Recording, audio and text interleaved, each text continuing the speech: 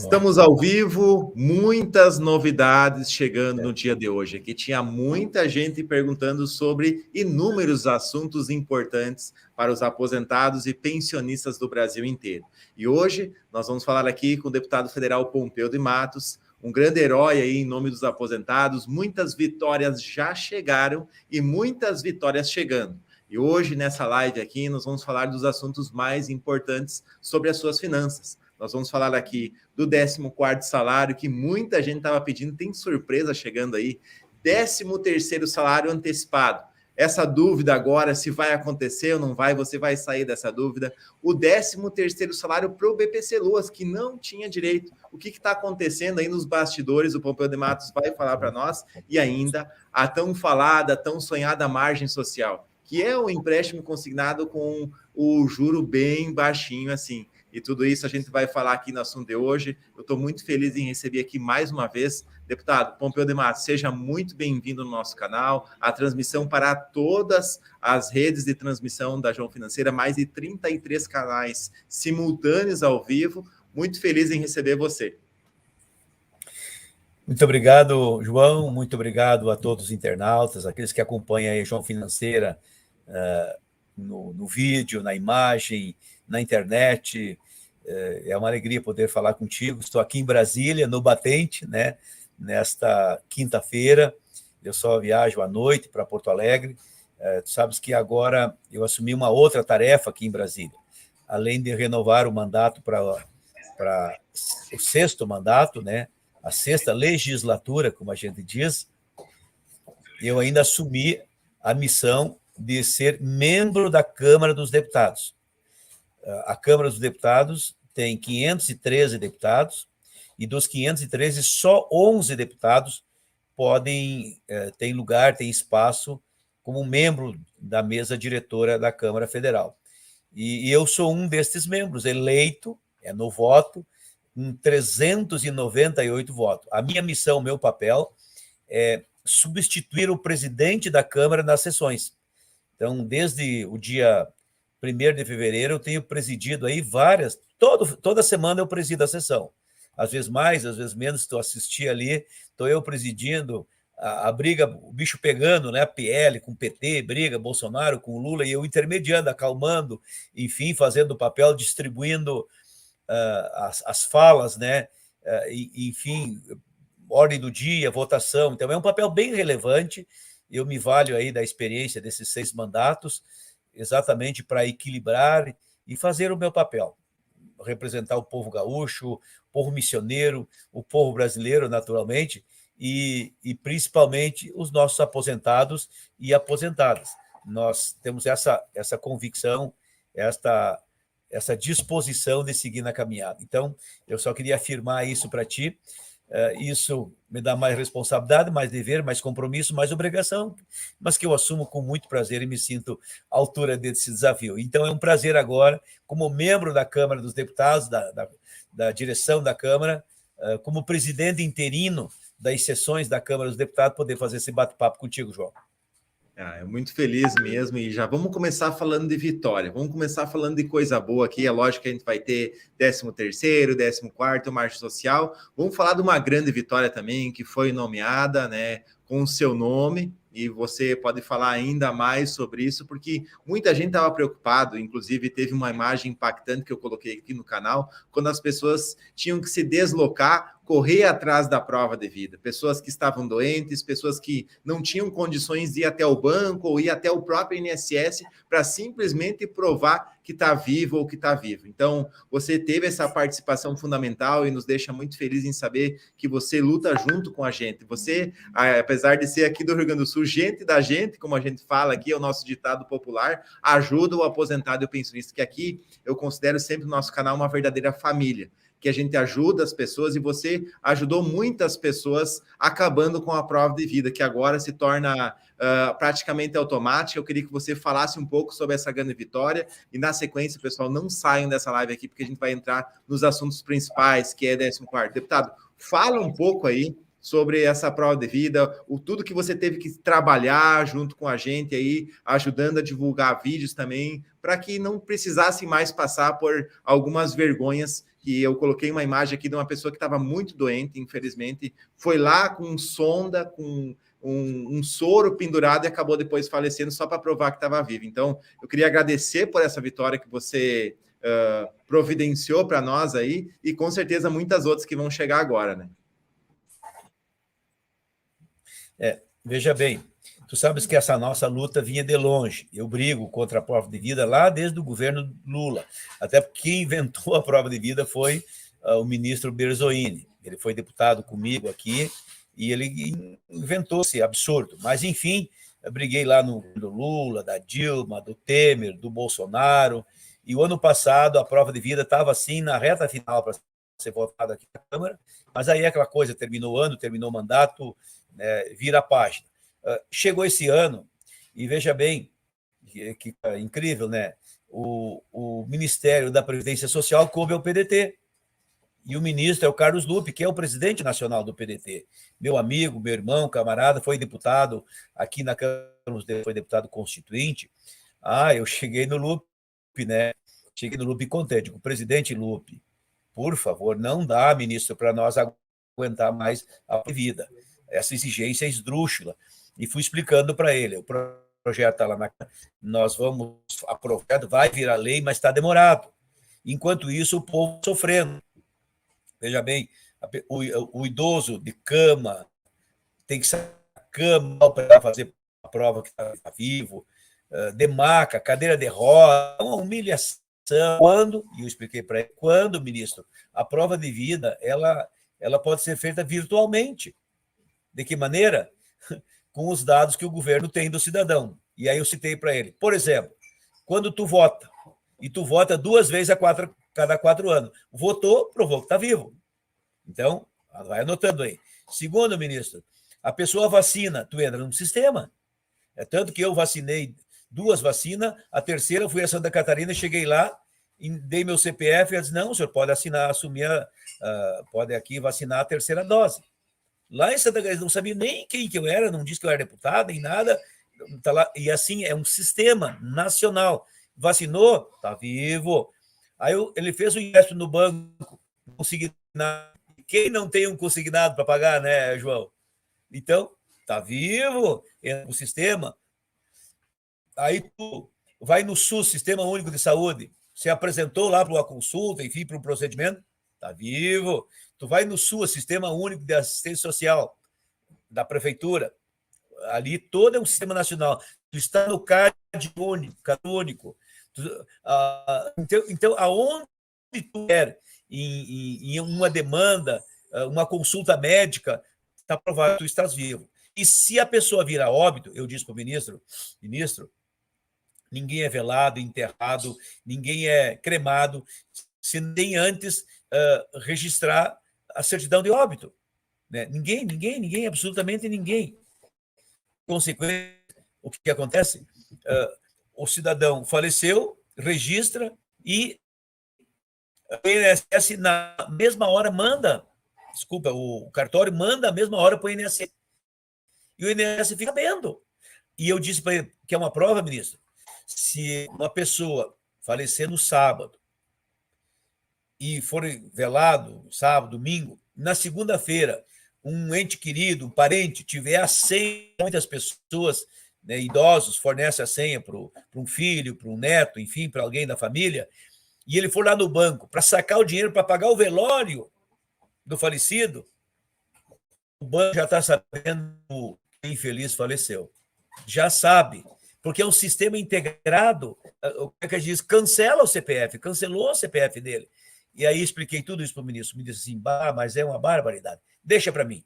Vou reunir minha equipe e me dá 30 dias. Ele reuniu a equipe dele. Em 30 dias ele me chamou e disse, olha aqui, deputado Pompeu, examinei tua proposta, teu projeto, a equipe aqui, e vou acabar com a prova de vida. Show! Vai terminar. Quem vai fazer a prova de vida somos nós do INSS.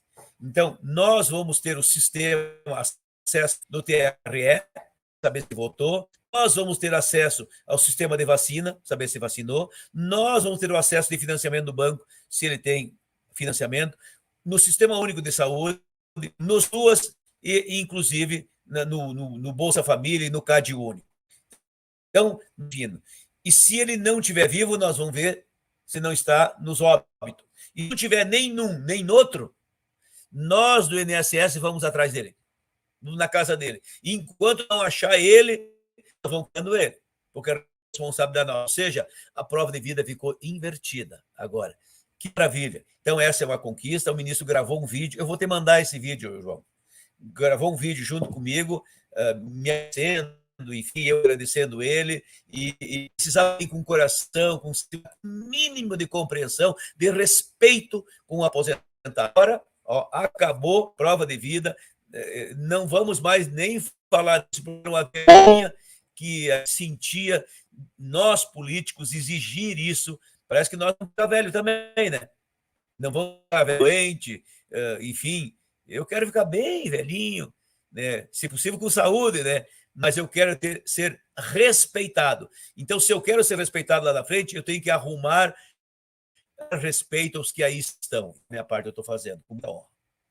Muito bom isso, mais uma vitória, né? E falando em vitória, o pessoal está querendo saber aqui, né? Acabou, nós vamos falar então 14º salário, margem social, 13º antecipado e 13º para o BP Celoso. Mas algumas perguntas estão rolando aí, igual a gente quer saber, para perguntar para a audiência aqui, para eles colocar qual é a cidade, qual é a região, para nós ver que é o Brasil inteiro que está ligado. Coloca aí no comentário, pessoal, qual é a sua cidade, qual é a sua região que você vem acompanhando.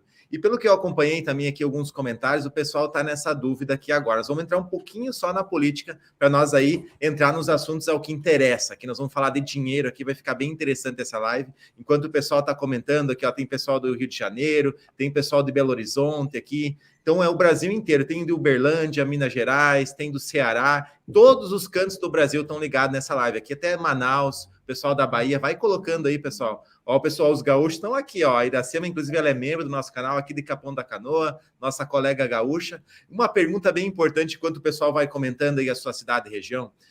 Essa dúvida aqui é bem polêmica a pergunta, mas nós temos que entrar nesse assunto. Entre melhor ou pior, para o aposentado, para o pensionista. Bolsonaro fez algumas coisas, deixou de fazer outras, mas o Lula ele tem essa tendência de ser melhor para o lado do aposentado, porque algumas pessoas dizem, vai ser pior, vai ser mais difícil. Essa concepção, dá para nós falar algo sobre isso, sobre essa relação Bolsonaro-Lula agora, sobre essa alteração política que aconteceu agora? Será que o Lula ele vai ter uma visão um pouco diferente do Bolsonaro? Você que tem esse contato direto aí, tanto conhecido quanto o Bolsonaro, quanto o Lula, e agora como assumindo aí a presidência da Câmara dos Deputados em várias sessões. O que dá para se dizer disso? Nós vamos preparar o terreno agora para falar do 14º e 13º, mas explana um pouquinho essa diferença particular entre os dois aí, Pompeu.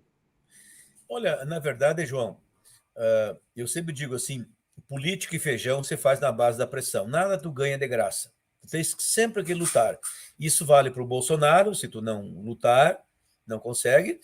Isso vale para o Lula também. Agora, colocando assim os dois de maneira mais transparente, o que acontece? O Lula olha mais para o social. Ele olha mais para o, digamos assim, a pessoa que recebe o salário mínimo, as pessoas que passam fome, que têm dificuldade. Ele tem esse olhar, ele é mais generoso. Já foi assim, tanto que o Bolsa Família, ele potencializou o Bolsa Família. Ele potencializou Minha Casa Minha Vida, ele potencializou lá aquela questão do FIES para os estudantes. Então, ele tem esse olhar. Eu não estou dizendo com isso que o Bolsonaro era ruim, era mal, não é isso que eu estou dizendo. Mas o Lula, ele fala, esse olhar, ele fala isso, ele verbaliza isso, ele até quase que se gaba um pouco disso. Bom, então, a gente espera um pouco mais dele também, né? Então, não é só aparência, né? Tem que ter, como dizia o Brizola, tem que ter conteúdo, né? Tem que ser a coisa na prática, no dia a dia, tem que acontecer algumas coisas que possam melhorar a vida do aposentado. Mas eu já estou te dando uma notícia, que é do governo Lula, através do ministro do PDT, graças, claro, a um deputado do PDT, ao Pompeu de Matos, que foi lá e cantou o ministro. Mas eu vou dizer assim, antes nós falamos com outros ministros, tinha ministro da Previdência igual o ministro Lupe, tinha um ministro também, e esse ministro não teve essa sensibilidade. E eu diria assim, o Lula fez por quê? Porque ele sabe que o que ele fez, ele tem respaldo do Lula. O Lula não ia contrariar ele. entendeu?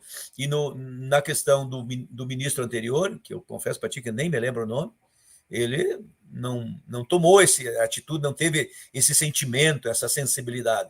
Então, não que eu queira dizer assim que o Lula lá, enfim, é melhor, eu tenho melhores expectativas, que o Lula possa olhar mais, mas pelo aposentado, pelo pensionista, pelas pessoas mais humildes, mais pobres, mas mesmo assim eu não vou ficar sentado na beira da estrada com a boca escancarada, cheia de dentes, esperando o Lula fazer. Ou como diz o Raul Seixas, esperando a morte chegar. Não, nós temos que ir à luta, cobrar do presidente, enfim, articular, e esse é o papel que me cabe aqui na Câmara dos Deputados.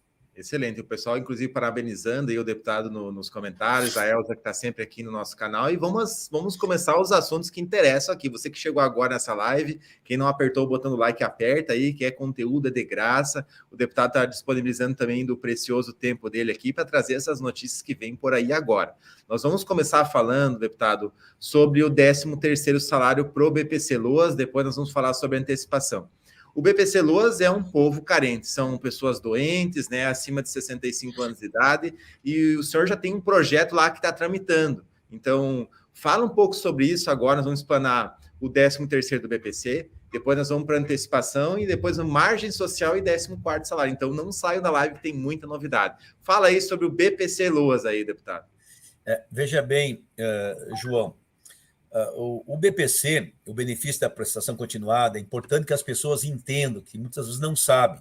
Então, não é demais dizer, falar, repetir. Ele é pago, ele é devido pelo governo federal àquelas famílias que tenham em casa uma pessoa com deficiência ou uma pessoa idosa com mais de 65 anos. São as duas condições, ou uma ou outra. E, além disso, essa família tem que ter uma renda per capita de 1/4 de salário mínimo, que era até pouco 302, porque o salário mínimo era 1.212, dividido por 4, 302. Agora o salário mínimo está em 1.302, vai para 1.320, enfim, é 1/4 de salário mínimo. Então é um valor baixíssimo, é uma renda miserável. Ou seja, o BPC é pago para aquela família que é pobre, muito pobre, porque quem é que vive com R$302? Então, estas pessoas merecem o nosso olhar, o nosso amparo. E veja bem, o aposentado tem 13º salário, o pensionista tem 13º salário, todo trabalhador com carteira assinada tem 13º salário, e até o empresário tem um prolaborezinho de 13º salário. O deputado tem 13º salário, eu tenho, vereador, prefeito, funcionário público, todo mundo tem 13º salário. Menos quem? Menos quem? Menos o BPC, que é exatamente aquele mais pobre que existe. Não tem ninguém mais pobre do que a pessoa que recebe BPC. Ela para receber BPC, ela tem que ter um atestado de pobreza, praticamente.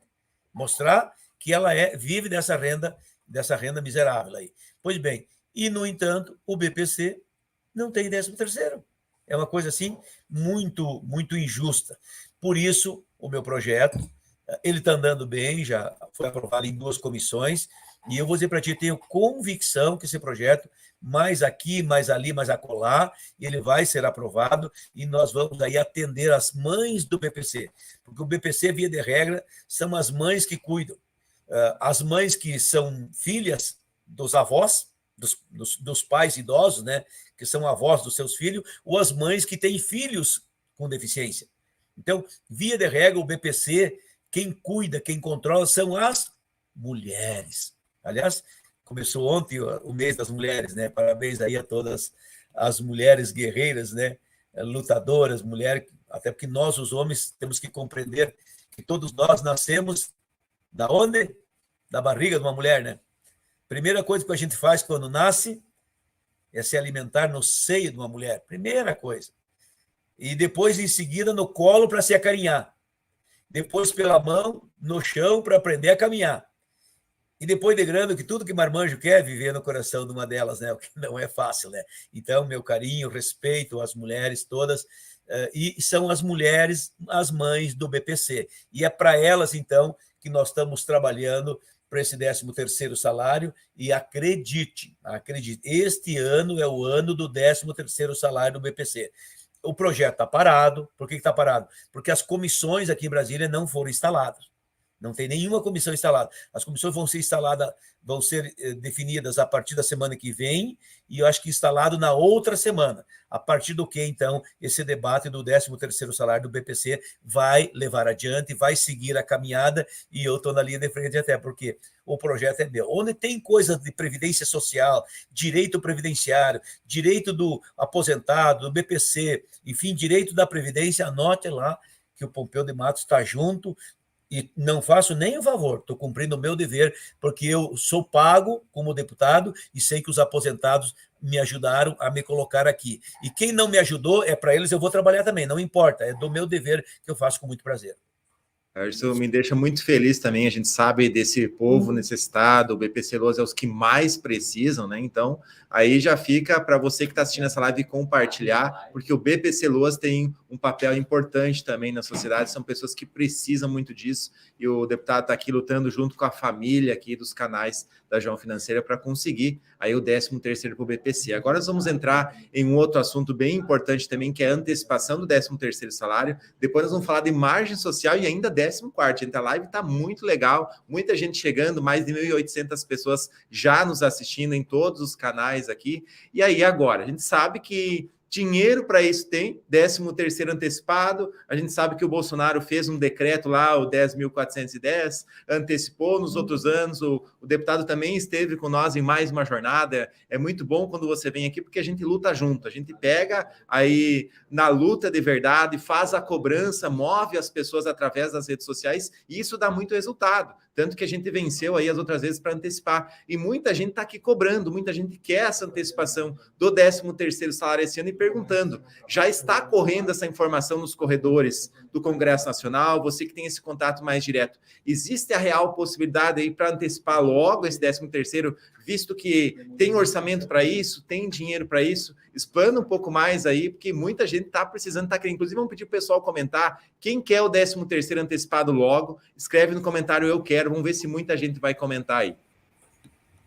João, só deixa eu complementar um dado do BPC que eu considero bem importante, porque às vezes as pessoas não têm noção do tamanho da grandiosidade. O nosso país é um país gigante, 210, eu perdi a conta, mas é em 210, 212 milhões de habitantes. Pessoas que têm direito, que recebem o BPC, não é o que tem direito, muito mais do que isso tem direito ao BPC, mas pessoas que recebem o BPC. Hoje no Brasil são em torno de 4.700.000 pessoas. Tu viu o tamanho do negócio? Quantas pessoas estão aí recebendo o BPC? Então, é algo assim muito relevante e muito importante. E, inclusive, só para complementar essa questão do BPC, do 13º, eu tenho um outro projeto que toca no BPC, que ele procura elevar a renda per capita do BPC, que hoje é 1/4 do salário mínimo. Então, tu pega o salário mínimo, divide por 4, e essa é a renda de cada uma das pessoas na casa. Então, é 302. E eu quero que a renda per capita seja meio salário mínimo. Então, ao invés da renda ser 303, como era até hoje, seria, então, 606. Aí, mais famílias terão acesso. Eu vou dar um exemplo concreto. Imagine uma família que tem o pai, a mãe, uma filha e um filho com deficiência. E esse pai recebe um salário mínimo. Então, a renda per capita é 302, no salário velho, né? 302. Então, essa criança pode receber. No entanto, desculpa, ela não pode receber. Ela não pode receber, porque a renda per capita tem que ser inferior a 1/4 do salário mínimo. Então, se for 606, essa família, se tiver a mãe, o pai e um filho com deficiência, e o pai ganhar o salário mínimo, esse filho vai receber o salário dele.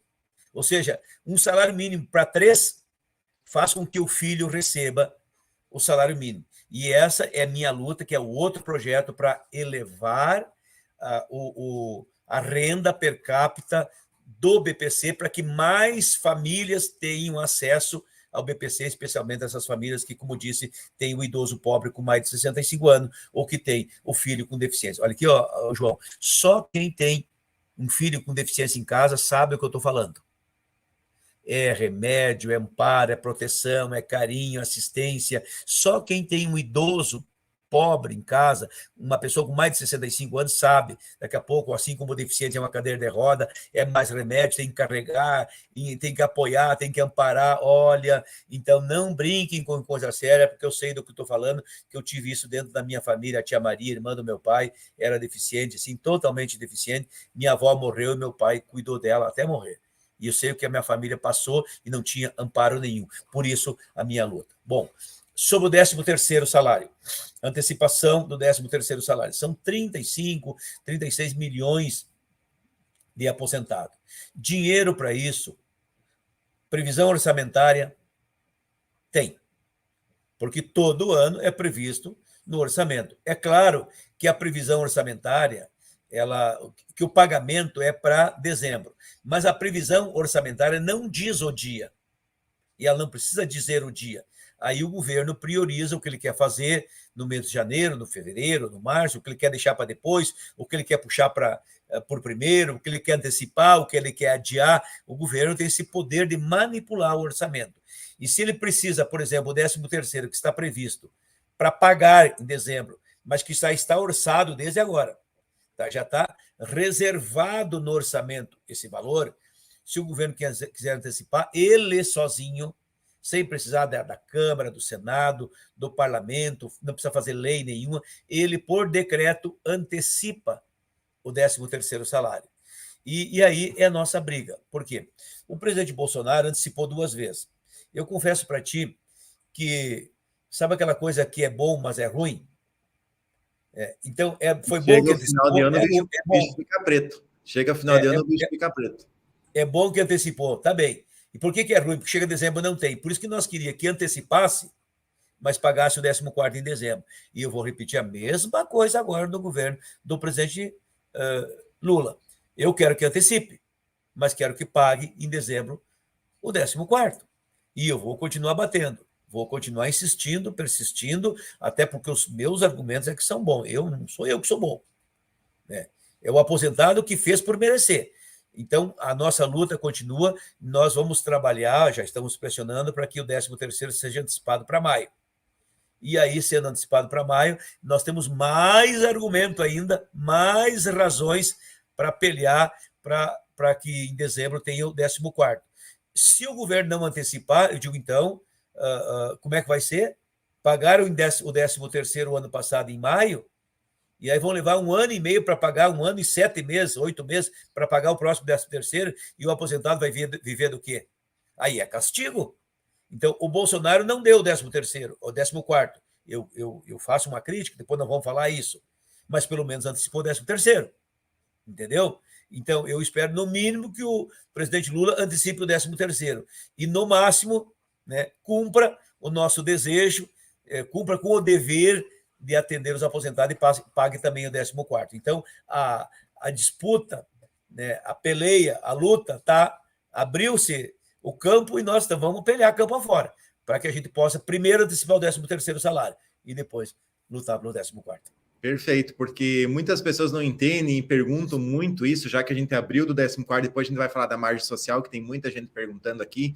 Quando a gente fala entre diferenças Lula, Bolsonaro, muita gente, inclusive, falou sobre isso, até vamos fazer essa enquete aqui. Muita gente questionou o Bolsonaro por não pagar o 14º, que eu estive lá em Brasília, você lembra? A gente se reuniu, conversou com o pessoal lá, achou o orçamento para isso, que o grande problema estava sendo o orçamento, de onde é que ia vir o dinheiro. Nós peleamos de verdade, frente a frente, o governo se reuniu, flochou a goiaca, como se fala no sul aí, para nós poder achar essas fontes de recursos. O próprio governo liberou o pessoal interno deles lá, do ministro da Economia, o representante deles, para achar o dinheiro para pagar o 14º, ficou tudo certo. Só que sabe que quem não é mais gato novo, como se diz, já sabe como é que funciona a experiência política, puxou daqui, puxou de lá, o Arthur Lira passou o 14º para as comissões especiais, então são mais comissões que precisa passar, mas não está morto, então. Então a gente sabe que essa possibilidade é real agora, o Lula tem essa consciência e precisa ser cobrado disso, então as pessoas que estão assistindo aí, 14º não está morto, ele continua vivo, então queria que tu explicasse isso para as pessoas em palavras, como é que funciona agora o 14º, que foi para as próximas comissões na Câmara dos Deputados, qual é a sequência de tudo isso agora? Veja bem, então nós vamos aí nesse mês agora de março e abril, esses 2 meses, pelear muito pelo a antecipação do 13º, que é o que é possível, que o governo tem condições, que tem dinheiro, que não tem problema. Basta querer, basta ter boa vontade, um pouquinho de sensibilidade. Esse é o meu papel. Aliás, na semana que vem, eu já pedi aqui para a minha assessoria, que a minha prioridade é fazer esse discurso, para a semana que vem, como volta às comissões, eu já quero carregar em cima para botar na linha de frente a antecipação do 13º, que reforça meus argumentos para o 14º. Bom, 14º, então. No ano passado, as coisas estavam andando bem, tanto que foi de uma comissão, a terceira comissão, já com aprovação na Seguridade Social e Família, na Comissão de Finanças e Tributação, chegou na CCJ com parecer favorável do deputado lá de São Paulo, como é que é? Ricardo Silva. O Ricardo Silva, reeleito, um jovem muito querido, reeleito, e está junto conosco na peleia. Aí o que o governo fez? Porque ali é a ordem do governo. Ele vendo que seria aprovado, e não teria, sendo votado, vai ser aprovado, ele criou uma comissão especial. E criou e não instalou a comissão especial. Não deu tempo de instalar a comissão especial.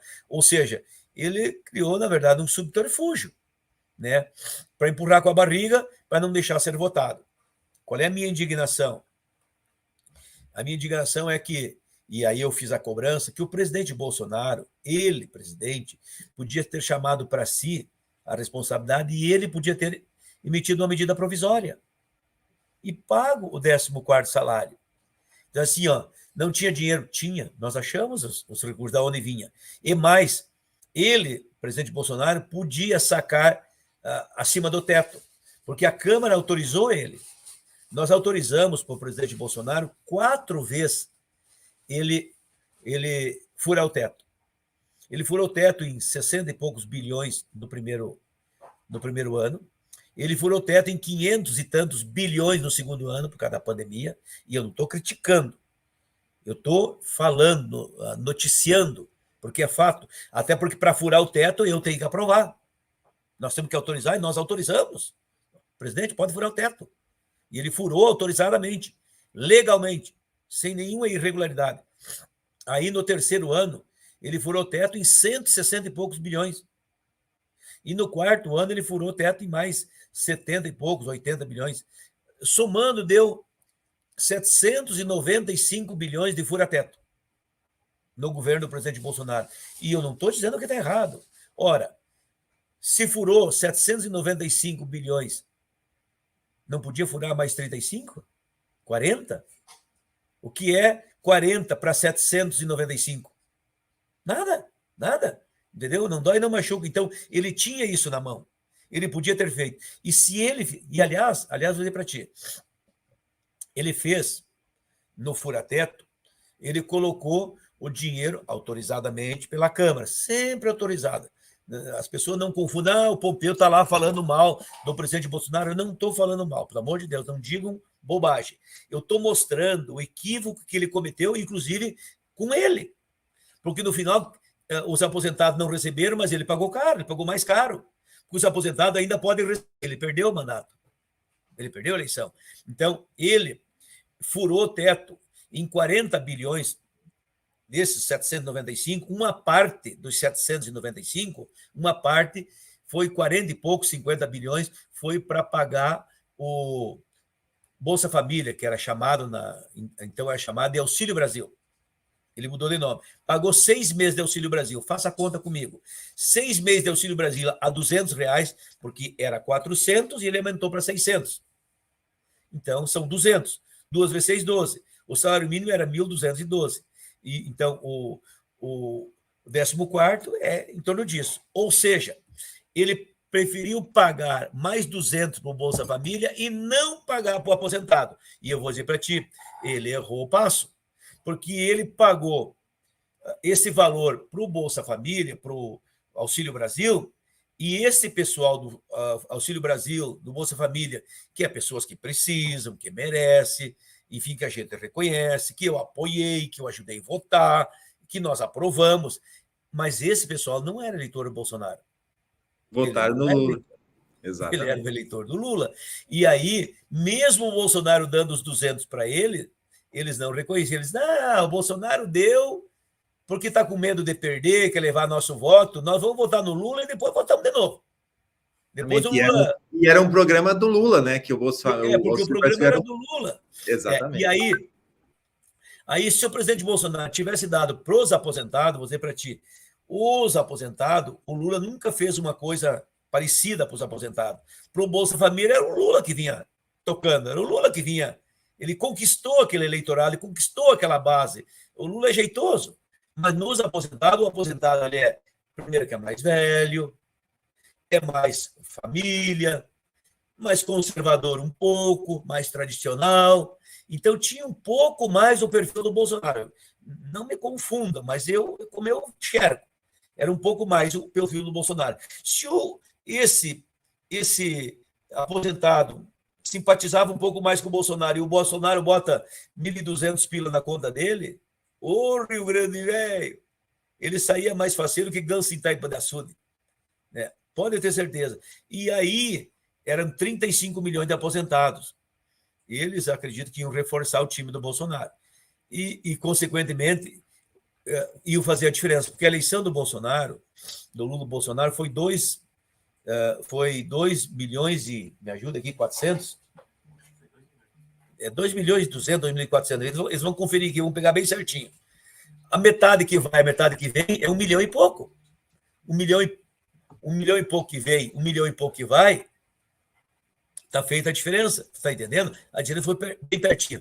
Tu acha que em 35 milhões de aposentados o Bolsonaro não achava esses votinhos aí? Eu acho que achava, viu? E eu falei isso. Não digam assim, ó, João, falei para ti. Falei para os aposentados.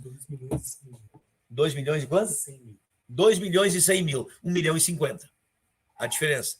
1 milhão e 50 que vai, 1 milhão e 50 que vem, está feita a diferença. Então, e eu falei isso para ti, João. Eu falei para o líder do Bolsonaro aqui na Câmara. Até teve um pessoal... Nós estávamos junto conversando com o Sanderson. Eu falei para o Sanderson também. Exatamente. Falei na tribuna da Câmara. Até um deputado do PT disse, Pompeu, tu não pode falar isso. Tu está dando uma dica muito importante para eles.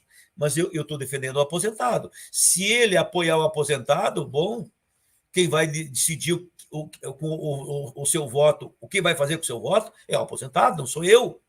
Agora, se o aposentado se sentir agraciado, se sentir respeitado, se sentir acarinhado, se sentir valorizado, bom, é ele que vai decidir, não sou eu. Lá na minha casa eu tenho gente do Bolsonaro e tenho gente que votou no Lula e alguns que votaram no Ciro, entendeu? E no segundo turno foi o Bolsonaro ou o Lula. Né? Eu respeito cada um dos dois, mas eu fiz o meu papel, porque eu estava lá defendendo o aposentado e o pensionista, não era o Bolsonaro. Bom, não quiseram me ouvir, não entenderam. Passada a eleição, olha, se arrependimento matasse, meu velho, tinha muita gente morta. Vieram falar para mim, Pompeu, tu falou, tu tinha razão, se nós tivesse feito. Pois é, o que eu vou dizer? Eu não posso nem falar nada. Então, o que é fato que não saiu, o Bolsonaro perdeu a chance de fazer, e como perdeu a chance de fazer, para mim ele perdeu o apoio, ou deixou de ter o apoio de mais aposentado, acho que ele teve apoio de muitos aposentados, mas deixou de ter apoio de mais aposentado, e esse mais que eu falo podia ser a diferença. Né? Sabe aquela coisa, mas é pouco, mas às vezes é o pouco que falta para inteirar o que precisa. Mas é só uma gota d'água, mas é a gota d'água que serve para terminar de encher o copo. Então, era pouco, mas faltava só um pouco mesmo.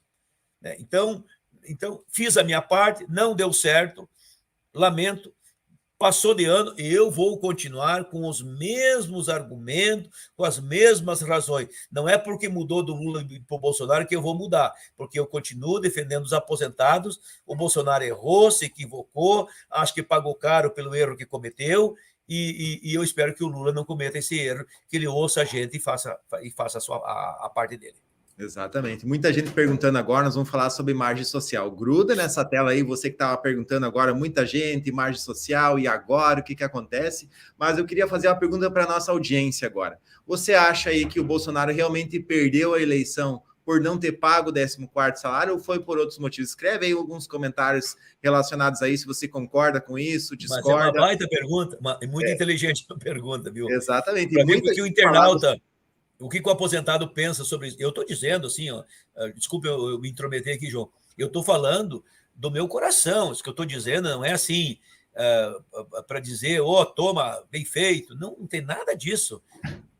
Eu acho que ele se equivocou. Vamos ver o que o internauta diz. O pessoal coloca aí no comentário se foi por isso que o Bolsonaro perdeu. Ó. Muita gente concorda exatamente por isso, com certeza, e alguns acreditando aqui no Lula, falando, o Lula vai fazer essas mudanças aí, se Deus quiser. Estamos precisando muito, que o Bolsonaro perdeu e afundou o país. Então tem muita gente aqui que, falando inclusive de problemas, que nem vou comentar aqui, porque o YouTube pode até dar problema a gente falar nisso, né? Não dá para colocar muita coisa aqui, mas muita gente colocando a sua opinião e concordando com isso. Então, a maioria inclusive gente que é bolsonarista, a Maria aqui disse, foi esse problema aí que também resultou numa derrota. Então, eu concordo com isso, né? Então, agora já passou, mas o projeto continua vivo, isso é o que importa, e é uma importante estratégia agora para que as pessoas tenham que entender, nós vamos falar de margem social, mas se pagar o 13º antecipado logo, o quanto antes pagar,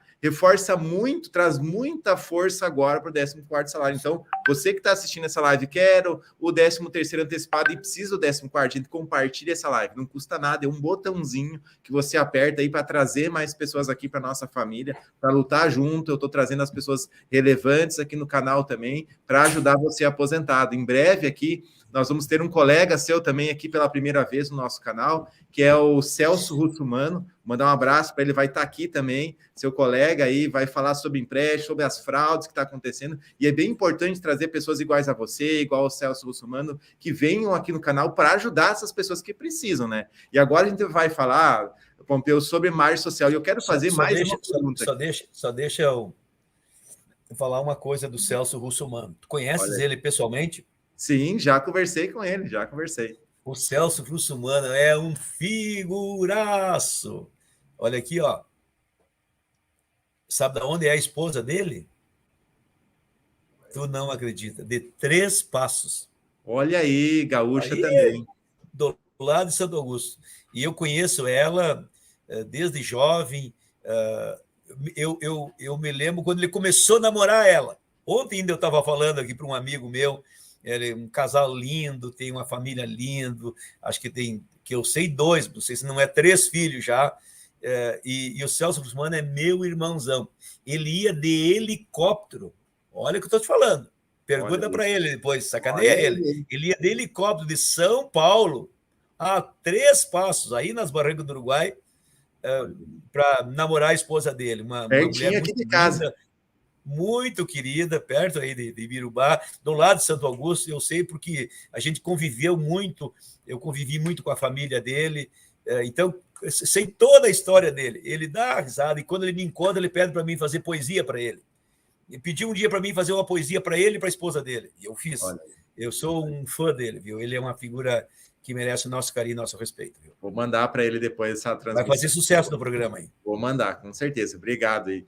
E agora, deputado, vamos falar então sobre o que todo mundo estava perguntando aqui. Todo mundo pediu o 14º, já entendeu o que aconteceu, mas agora vem margem social. Que, para quem não sabe, entendeu? Não sabe que o Pompeu também é o autor dessa proposta aí da margem social, que é a liberação de até R$20 mil para quem está sem margem, com uma taxa de juros desse tamanho. Eu quero começar, antes do deputado falar sobre margem social, quem tem interesse nisso, que está sem margem e precisa de R$20 mil a uma taxa de juros pequenininha, reduzida. Quem tem interesse, coloca aí no comentário. O deputado vai explanar sobre isso agora. É um projeto muito bom, na minha opinião, um dos melhores projetos que vai ajudar de verdade as pessoas a sair das dívidas com juros mais caros, porque a maioria das pessoas eu tenho certeza que vão ter interesse, porque isso vai ajudar a controlar as contas em casa. E já tem muita gente falando que eu tenho interesse, então abre essa gaita e abre a sanfona, deputado, Fala tudo sobre a margem social, o que está acontecendo agora, nos bastidores e nos corredores sobre a margem social. Mais um projeto inovador aí, deputado aí, gaúcho, Pompeu de Matos. Veja bem, na verdade, a margem social não é só minha, viu? É tua também. É tua, me diga quem mais, do Felipe Brito. Felipe Brito, Sandro, Milton D'Antunes, Sandro, nosso quarteto aí que ajudou em muitos projetos e com certeza O tem que D'Antunes relembrar também. eles também.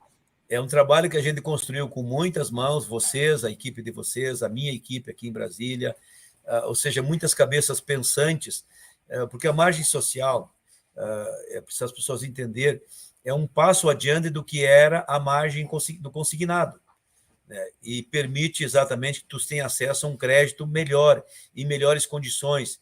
Hoje, muita gente está endividado, inclusive fora da margem do consignado, que o consignado ainda embora seja, a gente diz que é um juro ainda caro, mas perto dos outros juros que estão aí, é o menor juro que tem no Brasil. Não existe juro menor no Brasil do que o juro do consignado. Mas tem muita gente que, como não tem mais margem no consignado, embora nós tenhamos elevado a margem do consignado, foi no final do ano, tu viu que, aliás, o ano passado aumentaram, depois do final aumentaram mais 5%, deram um fôlego para as pessoas, eu apoiei, aprovei, embora alguns divirjam aí, eu fiz a minha parte, eu achei que era melhor o cidadão ter aumentado a margem do consignado e fazer um empréstimozinho com um juro mais barato do que ali no banco, do que ele ir lá no outro banco, ir lá no agiota, sei lá, do raio que parta, e pegar um dinheiro que ele não pode nunca mais pagar, que vão a aposentadoria dele. Então, dos males, eu diria assim, o menor. Então, foi uma boa luta e a gente conseguiu avançar. Bom, aí a margem social é um plus, é um patamar bem maior, e permite exatamente que aqueles que eventualmente possam ter dívidas com juros altos, dívidas fora do consignado, possam, em aprovando a margem social, negociar essas dívidas, trazer para dentro e ter essas dívidas renovadas com valores razoáveis de juro, com percentuais baixos de juro. E quem não tem a dívida possa fazer um financiamento, né? Possa ter acesso a esse crédito. Esse projeto também está andando. É claro que é um projeto grande, é um projeto de expressão, é um projeto que tem amplitude, naturalmente tem dificuldade, mas nós vamos brigando. Inclusive, o PT nos ajudou muito nesse projeto. Eu estou curioso para ver agora, porque o PT agora é governo, né? Eles nos ajudaram a avançar bem esse projeto. Eu tenho que ser sincero e leal, mas eu também estou de olho, porque agora, como é que é, de pedra virou vidraça, né? Então, tem a oposição lá dentro agora na Câmara dos Deputados. Apesar de estar o PT no comando, nós temos uma oposição forte agora também com isso. Será que eles vão ter coragem de ir contra também? Eu não vou mudar de posição. A minha posição, o governo era do Bolsonaro, eu sou autor da margem, da margem social. O governo é do presidente Lula, eu sou o autor do projeto da margem social. Eu vou continuar com os meus projetos, fazendo o mesmo embate, combatendo o bom combate, fazendo o que eu acredito, naquilo que as pessoas esperam de mim. Eu não viro casaco, né? Não viro casaco, eu tenho o lado. E a gente tem que manter a coerência, manter o lado, manter a postura, manter o respeito, manter o jeito. E eu sou... que na vida a gente dá um jeito para que com jeito se ajeite do melhor jeito, mas tem que ser bem feito assim, desse jeito. E é o jeito que eu sou. Então, vou continuar fazendo essas boas lutas aqui na Câmara e peleando por essa questão da margem social, que é um grande projeto e que nós, quando retomar as comissões, vamos retomar o debate da margem social e vamos retomar o debate do 14º salário. E vamos retomar o debate para ampliar o percentual do BPC, né? Para que a gente tenha aí a renda per capita melhorada, né? Uma renda per capita mais digna, mais alta, para mais família ter acesso ao BPC, e vou continuar brigando no 13º do BPC. Claro que eu tenho 20 projetos, Mas esses 4 aqui são as meninas dos meus olhos, né? São as meninas dos olhos. É aquilo que eu enxergo, assim, que quando eu enxergo, brilha os meus olhos, porque aquele que brilhava muito, que era o fim da prova de vida, esse eu consegui, embora é importante eu te dizer que o projeto do fim da prova de vida continua aqui, porque, na verdade, nós conseguimos por outros meios. Nós conseguimos por portaria. E eu quero, mesmo assim, aprovar ele como lei, para evitar que mude o ministro e entra um outro ministro meio brucutu lá, meio unha grande, e ele vai lá e derruba a portaria, porque a portaria é de autoria e autoridade do ministro. Eu, mesmo assim, vou continuar lutando aqui para depois nós consolidar isso e transformar numa lei que regule o fim da prova de vida, mas já temos assegurado que esta prova de vida já não existe mais por conta da portaria do ministro. Enquanto o ministro for ministro, e eu acredito que ficará por 4 anos, isso não vai mudar. E nesse contexto, anote aí, pode ter certeza, eu consigo, nesse período aí, aprovar a lei e nunca mais vamos ter prova de vida, nunca mais humilhação ao aposentado e ao pensionista. Tá boa, fiquei muito feliz em receber todas as informações. A gente falou de 13º, 14º, margem social, 13º para o IPC Loas, muita coisa ficou clara aqui para as pessoas, deputado. Estou muito feliz em receber você aqui. Deixa um recado para as pessoas aí que estão nos assistindo, compartilharem essa live, que são informações importantes. Por aí, a gente já sabe que a margem social também, ela segue aprovada na Comissão de Seguridade Social e Família, vai para as próximas comissões agora, e com um governo diferente, um governo que antes já ajudou a margem social, então são expectativas boas para que as pessoas cobrem esse 13º antecipado, e aí facilita muito aí o trâmite para um 14º salário. Então, manda suas palavras aí, que eu tenho certeza que muita gente quer ouvir aí a sua finalização, deputado. Bem, João, eu quero agradecer, né? E, como sempre digo, primeiro agradecer a Deus, né, por estar aqui na Câmara dos Deputados, por estar no 6º mandato no Parlamento Nacional, pelos 100.112 votos mais um, já agradeci isso, mas agradecer, transmitir carinho, respeito, amizade, fraternidade, são coisas que não vencem nem prescrevem, não tem prazo.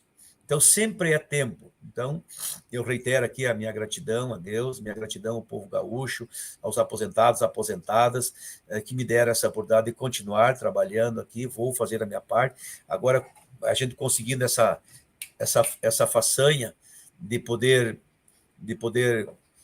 representar o povo gaúcho aqui no Parlamento Nacional como membro da Câmara dos Deputados, isso dá para a gente como é que diz os americanos, um weight, né?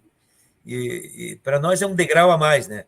Eu estou ali, agora, hoje mesmo, eu saí agora há pouco da presidência da sessão, assumi na presidência da sessão, era 11 horas, 11 e pouco, e terminei 4h30, 5 horas da tarde, presidindo a sessão da Câmara dos Deputados.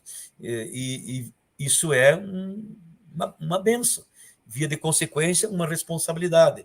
E tem a mão dos aposentados. Então, agradeço aos aposentados, agradeço a ti, João, né, o teu canal, os canais aí que tratam dessas questões todas dos direitos previdenciários, direitos dos aposentados, tudo isso pode ser que me ajudou. E agora, com o ministro Lupe, meu amigo, meu irmão, meu camarada, sendo ministro da Previdência Social, tem muitas demandas que nós vamos resolvendo. Por exemplo, a fila do INSS, a fila de pedido de aposentadoria, a fila de pedido de perícia, a fila de auxílio-doença, tem as filas do próprio BPC.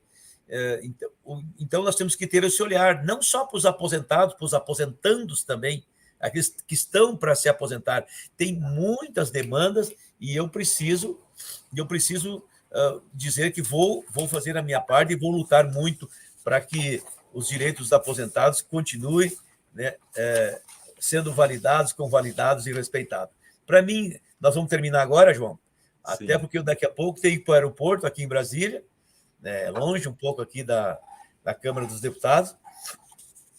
Eu quero, se tu me permite, eu fiz uma poesia sobre amigo e amizade.